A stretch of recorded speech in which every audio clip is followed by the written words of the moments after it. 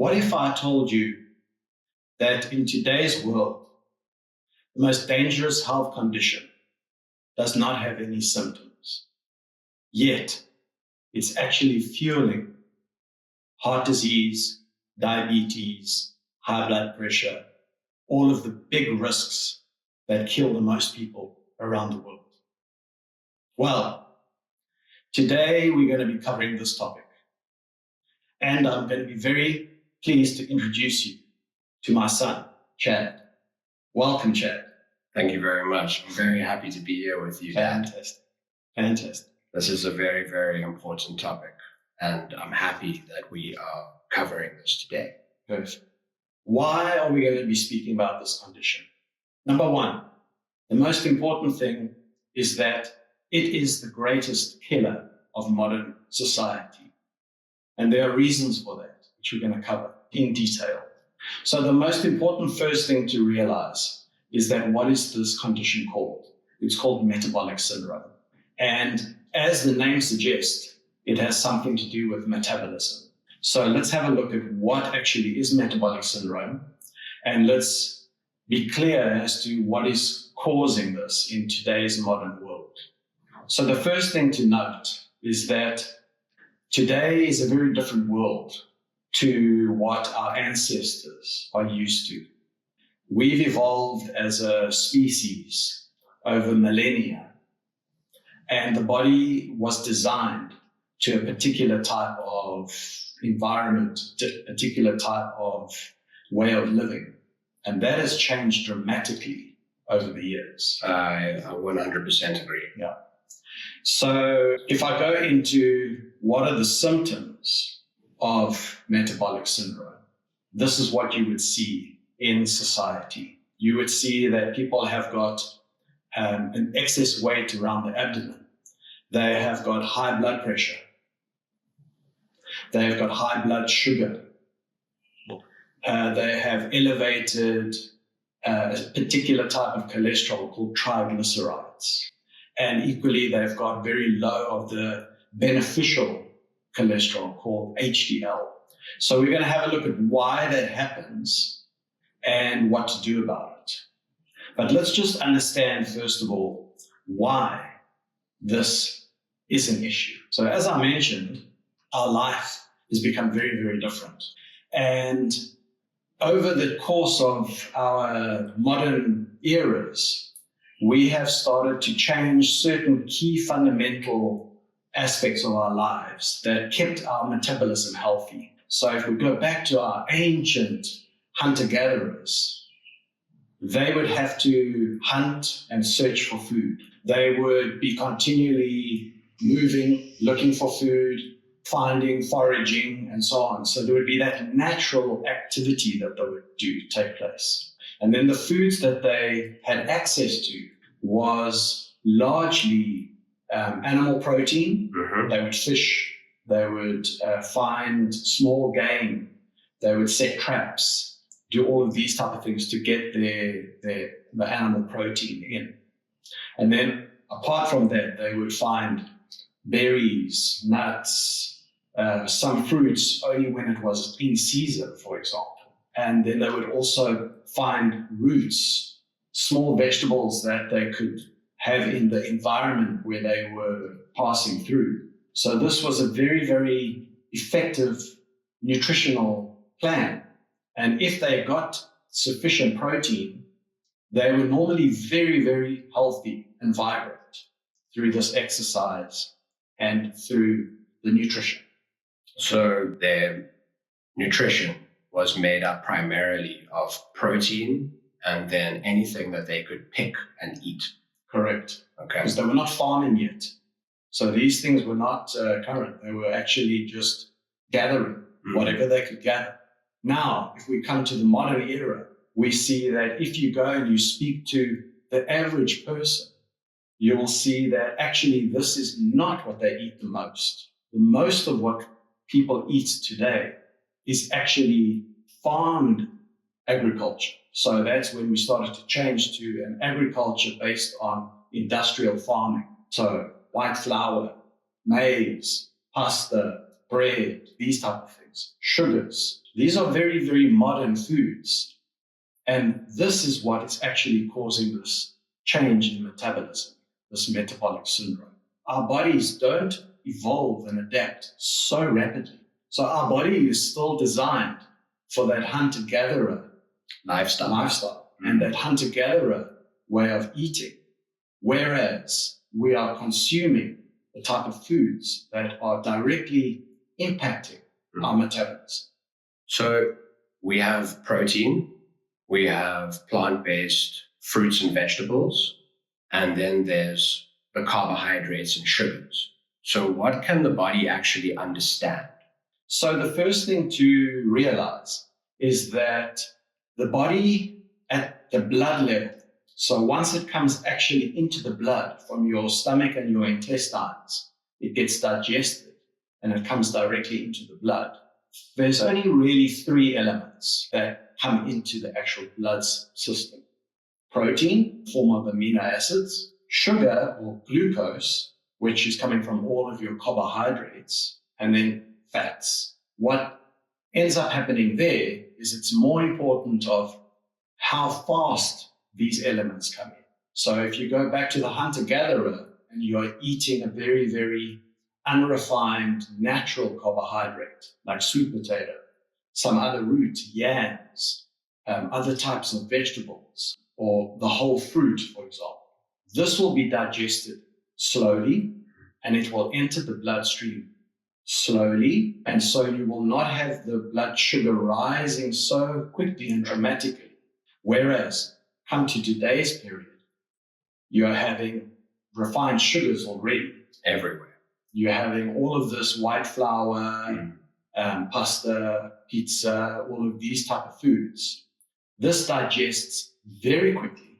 It comes into the bloodstream very quickly, and so you have the blood sugar rising very rapidly.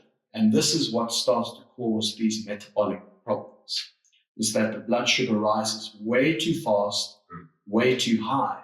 So the body has to respond, because the ideal level for the body to have sugar in the blood is around 5.2 millimoles in the blood. And if this is rising up to a very high level, 10, 15, or so on, the body has to respond by releasing insulin to move that blood sugar out the blood and into the liver, into the muscles. And then, as the last step, if there's still too much circulating blood sugar, it's going to move it into the fat cells. And this is why the number one thing that you see in metabolic syndrome is you see this abdominal adipose tissue, starting to increase, because the body has to take that sugar and put it somewhere safe. So it's actually trying to keep you safe in the beginning.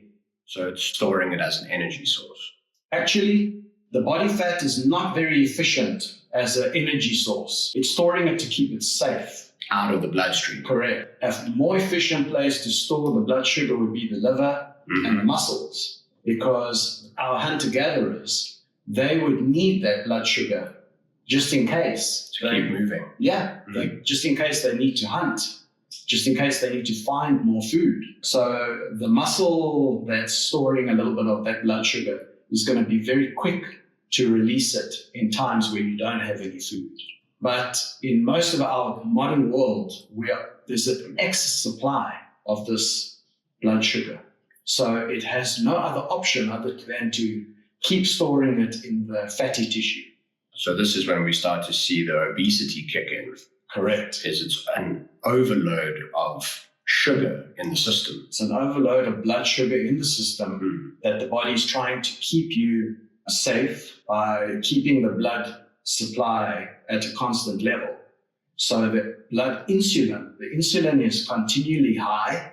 The blood sugar is kept at a normal level, but it's storing it all into the body fat tissue. While this is all happening, is it a possibility that the pancreas itself, which is the organ that creates insulin to control this mechanism, can this become overworked and stressed out? Absolutely. So that's exactly what happens, is that you have this two options that start to occur. So there are two forms of diabetes. You have type 1 diabetes, which most often is that the pancreas itself gets damaged in some way and it doesn't actually have the ability to produce sufficient insulin. Okay, this is the one way. So this damage can happen. Well, I'll speak a little bit more about that because that I think is very relevant to our family. Yes. And that's another thing to chat about. Yes, indeed. The second thing is that if this takes place over time, over a long period of time, then this continual releasing of insulin at high levels, the cells in the pancreas that create this insulin, they become fatigued and depleted. And so over time, they start to secrete less and less insulin. And then you start to see towards around 40 to 45, this was the typical scenario that you would see. Towards 40 or 45, somebody would start to see their blood sugar rise. And then you would say, they're developing type 2 diabetes, which used to be called adult onset diabetes. But now in today's world, actually, because there's such an abundant supply, we are actually even seeing type 2 in very young people, early teenage years, and sometimes even younger. If type 1 is the pancreas not being able to secrete and create insulin, type 2 is related to insulin resistance. We're hearing a lot about this these days. It's becoming a very popular topic. Can you elaborate a little bit more on the differences there? Yeah. So the insulin resistance comes into effect because you have this continual high levels of insulin being released. And so the receptors on the muscle, the receptors around the body, they are continually being bombarded with this insulin. And so they become less sensitive. So what tends to happen then is you need greater and greater amounts of insulin to have the same effect. And this is really what starts to happen. So you have this abdominal obesity or this abdominal adipose tissue that's growing. So you'll see this weight being carried around the abdomen. This insulin resistance also has effects in terms of your blood pressure. Mm-hmm. So you will often see blood pressure go up. This high levels of insulin and blood glucose also will cause the liver to respond. So the liver will also try its best to get rid of the excess sugars. So it will take 3 sugars, put them together and make a cholesterol.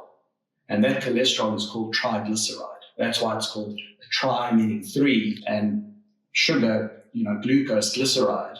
So you'll see triglycerides will increase. If you've recently had a blood test and your triglycerides are high, they usually will attribute that to something close to a heart disease syndrome. High triglycerides are one of the risk factors. Markers. Correct. But what I would say is that any of these warning signs to be paid attention to. Of course. Because it is a cluster of risk factors. And so not one means anything in isolation. Correct. Okay. Correct. So what I think is very important is to realize that all of these cluster of problems are linked to the metabolism not coping with an oversupply of refined carbohydrate, refined sugars, which are pushing the blood glucose to rise too quickly, insulin levels to rise to combat that, to try and keep the body safe. And so the most effective way is then to take us into the next step. But before we go there, I think it's important for our users and our audience to understand why this is such an important topic, specifically for us. And we should give them a little bit of context, I think. Exactly. Yeah. So in my family, my mother developed type 2 diabetes. Yes. So this was something that I saw firsthand. And I saw that trajectory happen. And then when you were young, you developed type 1 diabetes. That's correct. So maybe give us a little bit of your input as to how that affected you. It's been a very, very massive learning experience. So yes, when I was young, I was around 12 years old. I got very sick one day. I showed a lot of these metabolic syndrome symptoms. I was swollen in majority of my body, definitely in my midsection. One day I felt very, very sick and I didn't go to school. Luckily, my grandmother tested my blood sugar at a friend of hers. It was 28. So that's really high. That was 5.2 is normal. 5.2 is normal. 28 is not good. Exactly. So rushed off to the doctors, at which time it went up to 33. Wow. By the time we got there, in the space of maybe an hour. And the next thing I knew, I was in hospital and I was told that I would be insulin dependent for the rest of my life, which is the case. So that was the beginning of a journey. And what I would say is that's why I chose this topic for today. Definitely. Is that it is the number one risk and topic for most modern societies. And it's directly linked to this change that we've had from our lifestyle. Correct. The type of food we eat, the type of activities that we partake in, definitely, how active we are. For sure. All of these things were less when we had a lifestyle that was better foods and so on. Well, so today, myself included, but young people, we spend a lot more time inside. We're not outside as much as even I was as a young child. Majority of the foods that are easy to come by in the shopping mall today, unfortunately, they all have high carbohydrates and high added sugars. So if your genetic predisposition might be toward diabetes, this is where you need to become more aware and be a little bit more careful. And we start to talk about this because in our wellness formula, one of the things that we've spoken about in our previous video is the Constitution. Absolutely. So maybe let's go there for a little while and let's talk about the Constitution. Yeah. We're trying to identify what your predisposition might be. Correct. Because of your lineage. Is that correct? That is correct. So that's why I made the point when I started today is to speak about the general Constitution. Yes. So what I would like to invite people to consider is that generally, and this is why you see such a high amount of people around the world developing metabolic syndrome, generally, we all are at risk for this. Generally, from a constitutional level, most of the population are at risk for this metabolic syndrome. That's why it's so high. There may be, let's say, around 30% who can really get away with it. They have very resilient, very robust constitutions. And that's the type of person that you would always see. They eat whatever they like. They can have as much alcohol as they please. They can have pretty much whatever they like. Burn it off. Yeah. And that just means that their pancreas is very efficient at releasing insulin. Their muscle is very, very insulin sensitive, and their liver as well. So they don't tend to have their insulin spiking so high, so they get away with it. The large amount of people in the population, because of our ancestors being not used to it, we have a risk. In saying that, though, there are some elements that are more at risk. So what I would consider, if in your family, if in your grandparents or your parents, someone has developed type 2 diabetes or someone developed type 1 diabetes as a child, that already is going to signal you are more likely in that 70% group that are more sensitive to developing these type of problems. So what I would say is I like to call this a metabolic sensitivity. That type of person, like you, your grandmother type 2 diabetes, which meant that there was that element so you're more sensitive to this possibility. And the fact that you started to gain weight very, very early, at a very young age, was already the sign that your insulin was probably too high. You were trying to cope. That's why you started to gain weight very, very young. So that sensitivity is what I would say. That metabolic sensitive individual is something on a constitutional level to be worried about or to be careful about. Go through your grandparents, your parents, have a look, and then have a look at your own body and say, okay, how is my body responding to the general food? If you find as a young person, as a child, or even wherever you are now in your life, if you find that your midsection you are putting on weight, that's a sign that your blood insulin is probably too high and it's trying to cope, shoving the excess glucose into the body fat tissue. And so it's extremely common these days, unfortunately. Exactly. If you look around you, I'm sure you will notice the first place that many people pack on a few pounds is around the waist. It's around the midsection. Yeah. So we've been through symptoms of metabolic syndrome, which are abdominal obesity, high blood pressure, high fasting glucose, high triglycerides, and low HDL cholesterol. If you have 3 or more, then it is a confirmed diagnosis. You have metabolic syndrome. But often this comes over a period of time. So I would encourage people that even if they only have 1, it might be on the trajectory towards. All right. So it may just start with the abdominal weight gain, and then it starts to come in and the liver starts to cope by increasing the triglyceride. One thing I want to point out is you often have this high triglyceride causing the low HDL. So the HDL cholesterol, the so-called healthier cholesterol, these two compete with each other in the liver. Okay. If the liver is having to produce a lot of the triglyceride, then it cannot produce a corresponding HDL. The best way is to reduce the triglycerides, and then the liver will naturally start to make more of the HDL.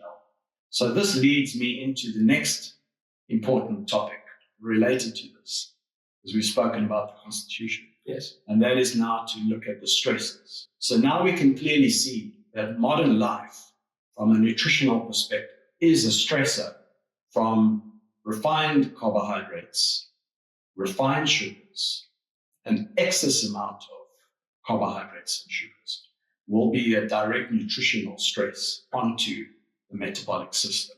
I would equally say that the sedentary life is also a stress. So if you are not burning up the sugar that you consume, then there's no other place to go but to get rid of it from blood. And that makes sense. Yeah. So a sedentary life would be a stressor. Then I would also add that other factors like high stress level, which I'm sure many people correct, know that they suffer with that as well.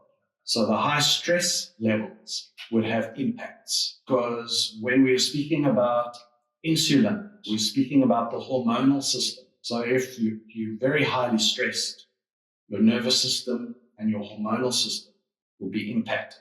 So this ability to be metabolically flexible is going to reduce. It's going to reduce. We talk about that in the wellness protocol. One of our categories is move.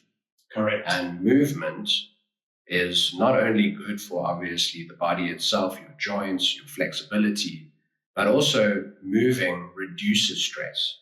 Correct. Exercise is a great stress reducer. Yes. Let's dive into that a little bit more. Absolutely. So that's why very often you will see something that is a stressor can often have its polar opposite as a health promoter. So if you are eating a very refined diet, then the health promoter would be reduce these stressor factors and increase the foods that are going to support you in a much better way. So on a nutritional level, increase the very natural, unrefined carbohydrate. Increase healthy protein. Healthy proteins are going to help your body to have a much more stable blood glucose level. As you have a meal that has got a good balance between protein and healthy carbohydrates, you're going to have this much more gentle lift in terms of glucose. Yes. So you're not going to need that level of insulin. It's going to be more stable, more gradual. So a low insulin diet is one way to think about it. Correct. And this would be something along the lines of the carnivore, which has become very popular, ketogenic, which has also become popular in recent years. Yeah, I would say that all of these new popular ways of eating are just going back to the hunter-gatherer. Okay, to the way that our ancestors Exactly. So I would say that the moment you just come back to that first understanding that where is our core biology from is still existing in the hunter-gatherer framework. And so if you are a modern person and you go, okay, I'm going to start eating more like the hunter-gatherers, like a carnivore style or a paleo style, that's all you're really doing is you're bringing your constitution back to what it's accustomed to. Yeah. And you kind of simplifying things. You're getting rid of a lot of the bad stuff. So you're going to be removing, and so that's where I talk about the stressor. You're removing those refined sugars. You're removing those refined carbohydrates, the health promoters. You're adding back in the good protein. You're adding back in the healthy fats. You're adding back in the good carbohydrates that have got minerals, vitamins, flavonoids, all of those healthy things that the body is designed to need. Great. So, I mean, a lot of people are also talking these days about intermittent fasting. Yes. So, intermittent fasting has helped me a lot with my type 1 diabetes. It gives my body time to process the food of yesterday before I add more today. It's a little bit difficult to explain to some people because there's a misconception, in my opinion, that you need to eat 3 square meals a day. And as a type 1 diabetic, it was even more advocated for that you need to snack in between. But if your movement, if your exercise is not matching this intake of food, you can also kind of understand why people are picking up weight and struggling to lose weight. Would you say that intermittent fasting to give the body a little bit more time and then eating 2 meals a day is perfectly valid?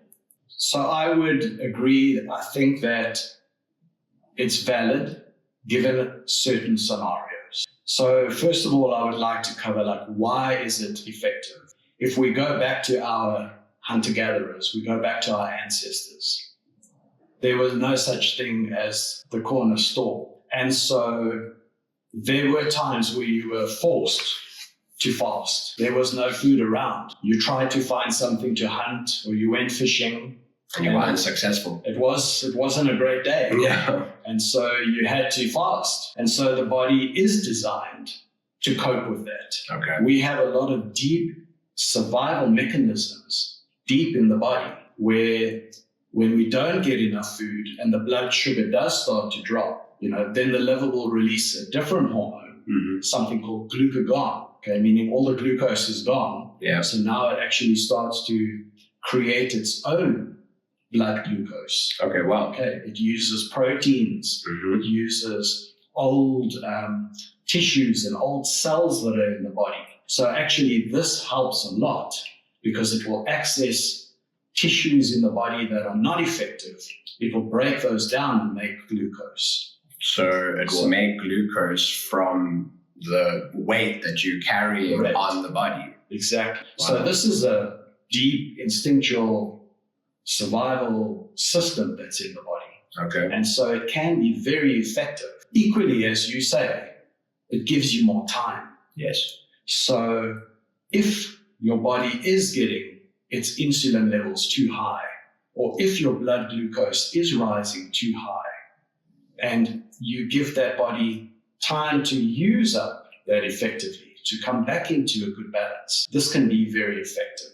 Now, our only element that I would say is that if you are somebody who is very metabolically healthy and you are very active, then there's no reason to fast longer than what's needed. Okay. So I would still come back to looking at yourself as an individual, seeing like, okay, what is my constitution? How is my metabolic sensitivity? Is it very efficient metabolically? You would need less fasting. If you find that your body does require some metabolic resilience, then the best way to get your metabolic system more resilient is to fast exactly to do that. Okay. So you're making your metabolism more resilient, okay? Allowing your body to switch on those survival mechanisms. Yes. Because it's only going to switch on when you fast. If you're continually eating, it's not going to switch it on. So you need to switch it on, allow the body to find its balance, then eat effectively, switch it on again, find its balance. So that's why I often say something that is consistent and regular is better than something that is irregular. So for you, you find intermittent fasting very effective. It works well. Yeah, because your metabolic system goes through these ups and downs. Big swings. Big swings. So that gives you time to find that balance. Yes. Okay. And then you can concentrate on the other meals as being more beneficial. Yes. In many of my previous patients that have metabolic problems, they equally also find some form of intermittent fasting is beneficial. And that could be purely that they stop snacking so much. So they allow their body to completely work with the meal until they have another meal. Someone who has a very fast metabolism, though, it's different. So that's why I like to focus on step one, understand your constitution. Do you have a sensitive metabolic system, or do you have a very resilient, fast metabolic system, or do you have a very reactive metabolic system? So constitution always comes first. Then the stressor. If you are sensitive, be careful of the stressors, as we've discussed. Then whatever your stressor is, go to the opposite side and make sure that you bring the health promoting, effective nutrition, good exercise, yes, good sleep, effective breathing, movement, bring those elements. So we've covered that the step one is to look at the constitution, so know your family history, and then identify your stressors. Step two would be to consider your health promoters. And these would be walking, breathing, clean water, your food, your nutrition, so high proteins, good healthy carbs, mental stress management, and then, of course, your sleep, to try and get good sleep. Because while you sleep, the body can process and clear up things that it needs to deal with. Correct. So the main thing with sleep that I want to just speak about specific to this topic, when we are speaking about the metabolic system and we're speaking about hormones and the liver and the pancreas, all of these things are part of what we call the parasympathetic nervous system. And during sleep is the most optimum time when your liver, for example, can properly process, where your hormonal system can properly rebalance itself. So by making sure that you have the sleep that you need is going to really help all of those systems. Your digestive system is going to be optimized with good sleep. All of those things are going to be negatively affected if you don't get good sleep. And there is a massive culture at the moment out there of like work until you drop. So you can kind of start to see how some of the things that we believe today are putting our bodies into compromising positions. So for me personally, I always try to think of it like we do sometimes need to slow down. We need to give our body time to clear the cache so that everything can start operating optimally. Exactly. So then we have treatment. Yes. Can you elaborate for us a little bit on what people can do once they've identified what we've spoken about, they understand more or less what they're dealing with in terms of what their body struggles with, then how can they actionably move forward and treat themselves? Because we advocate mostly not for chemical treatment, but actually for everything that the human body has naturally, and to switch on our natural healing abilities. So I would say that when it comes to treatment, as I've spoken about in the wellness formula, first thing to consider is, where are you on the scale of your symptoms? If they are very, very aggressive symptoms, then I always say, find, number one, treatment, find yourself the right practitioner. Because symptoms and the body reacting to any type of imbalance can often mean that you need to do some further testing. Mm-hmm. So you would need to test the blood, for example. You would need to maybe go and make sure, like, where is the blood insulin? Where is the blood sugar over a long period of time? The HbA1c, for example. Things like that. Where is the cholesterol?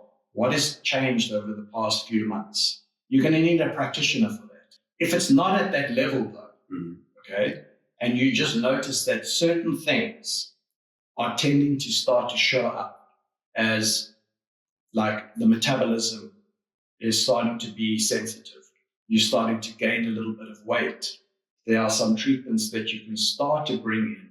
And I would say that a lot of that is already linked in the health promoters. So that's something that everyone can do. Everyone can reduce the stresses. Everyone can start to improve their nutrition, start to become a bit more active, start to get good sleep. That's also an element of treatment. It's what I call self-care treatment. Yes. Okay, yes. It's self-care. But then you can also bring in certain things that help specifically the liver and metabolic system. So there are certain elements like your omega-3s, your alpha-lipoic acid, for example, chromium. These type of things can improve the body's ability to process this excess glucose. There are also some herbal remedies that are effective at helping your body process excess glucose. Those treatments you can bring in. But I always say, treatment on its own is not going to be sufficient. You need to address the stressor, you need to address the health promoter, and then you bring the treatment in to support, target the specific symptom. Like for a type 1, you have to take insulin. Yeah. You're not making insulin anymore, you need to take insulin. Yeah, don't miss that step. Exactly. If you're a type 2, you're going to need to have a look and see, at what level are things, and that's where the practitioner is going to come in and support those that symptomatic level. But I've seen so many individuals, especially type 2 diabetes, who make those changes, reduce the stresses, stop eating the excess sugar, eat a very high protein, good quality carbohydrate, or even very, very low carbohydrate nutrition. Start fasting, and you find that their body normalizes very, very, very effectively. So that's what I would say in terms of treatment. So to close, I want people to realize that what we are seeing today with this biggest risk factor is something that we shouldn't be surprised about. It is directly linked to the change that's happened in our modern world, which our constitution in general is not coping with. That it's not that they are targeted as an individual. This is something that 80% of the population is going to be faced with. It's not something that's broken in. It's just a response. So it's important for all of us to start to promote better nutritional plans, promote better type of foods that we get from manufacturers, that we start to naturally be more active, all of those elements that come into our modern life. And then also to realize no matter where you are on the spectrum, you can start to make changes. That's why I created the Get Real Wellness app, is so that I could give people a tool that no matter where they are on their journey, they could start to get a little bit of support. There's some of the information there on what are the top 5 things that everybody can do. Everybody can start to sleep better. Everybody can start to have a better nutrition. Everyone can start to move. Everyone can start to breathe and de-stress. That is what that's all for. Then, with the AI assistant, if there's something specific, they can ask the question and they can get a good answer. So they could ask the question. They could say, what is a good herb for me to use? And it's extremely helpful. Correct. Okay. Yeah. What is a good nutritional supplement that I could consider? And they're going to get a good answer. Equally, if they have a symptom, they ask the question. The AI assistant is going to say, it would be good for you to go and consult with your practitioner. So that's why that element is in the app. And it will explain to you a little bit more about that condition. So Exactly. you can kind of identify for yourself if you are suffering with that. Exactly. And then it would be a good idea to go speak to your doctor. Exactly. Yeah. And then the wellness goals side is it will help you to actually bring those goals and track them. Correct. You know, am I eating better? Am I fasting? Doing my intermittent fast? Correct. Have I injected today? Exactly. Yeah, exactly. So one of the things that we have planned that I want to share with everybody is we're going to be putting something together called the 75 Thrive. This is going to be a program which is 75 days of living the wellness formula life. So look out for that. It's going to be very exciting and challenging. Exactly. So look out for 75 Thrive. Let's do it. Fantastic. So thank you, Chad. Thanks for joining me today. It was my absolute pleasure. I think it's a good next step. Yes. To introduce and for us to explain in a nice, easy conversational way the wellness formula. Yes, indeed. And what we would like to plan for the future. I agree. Thank you very much. It was great to be here with you. It's my pleasure.